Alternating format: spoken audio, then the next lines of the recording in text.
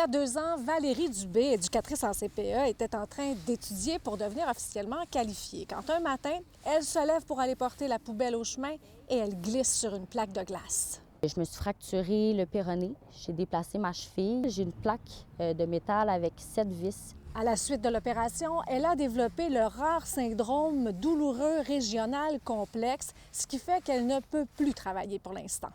Juste faire une petite marche pour aller à la pharmacie, ça peut prendre 2 jours, m'en remettre, mon pied est noir. La garderie, je commence à faire mon deuil. Après 2 ans, on me le dit que ça ira probablement jamais mieux. Elle a fait une première demande d'aide sociale dans le programme Objectif Emploi. Ça a été accepté. Par la suite, elle a écoulé l'héritage de son père décédé il y a 6 ans et elle a remboursé une dette à sa mère. Puis il y a eu un changement d'agent dans mon dossier. Puis là, à ce moment-là, c'est là qu'au mois de juillet, on m'a appris que mon dossier avait été fermé. On m'expliquait que j'avais dilapidé de l'argent, que la dette que j'avais remboursée à ma mère n'était pas valable. Pour une personne qui vit seule, tu peux pas avoir plus que 1 500 $ dans ton compte de banque. Sinon, on le coupe sur ton prochain chèque dollar pour dollar. Ce qui fait qu'une personne qui reçoit un héritage, elle doit dépenser son argent avant la fin du mois, sinon ça va être coupé sur le prochain chèque. Et puis tu pourrais être expulsé de l'aide sociale, puis là, il faut que tu refasses une nouvelle demande.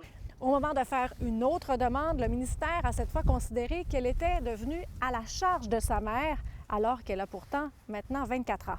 Je suis une femme qui s'est blessée puis que sa vie a changé totalement du jour au lendemain. Puis là, on se dit, ah ben non, elle a une mère là, qui a un salaire moyen, ben elle va payer pour elle. À 24 ans, c'est correct, c'est pas grave. Financièrement, puis même l'hébergement, je serais censée être capable de me débrouiller tout seul à l'âge où je suis. Valérie ne vit pas chez sa mère. Elle vit dans le sous-sol chez son frère. Et en plus, ce principe de contribution parentale a été aboli récemment lors de la refonte de la loi. Pour les adultes de 18 ans qui déménagent du foyer familial. Nous avons contacté le cabinet de la ministre Chantal Rouleau et on nous explique que malheureusement, le règlement va entrer en vigueur seulement en avril 2026. Je veux dire, je suis clairement pas une mauvaise citoyenne qui veut crosser le système puis qui veut se faire de l'argent sur le dos du gouvernement. Là, on n'est pas là, pas du tout, là.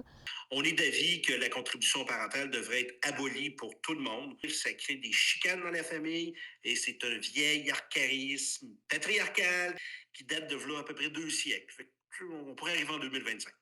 Le ministère de l'Emploi a refusé de commenter le cas précis de Valérie, d'autant plus que celle-ci va se battre devant le tribunal administratif du Québec. Elle sera entendue le 27 mai prochain.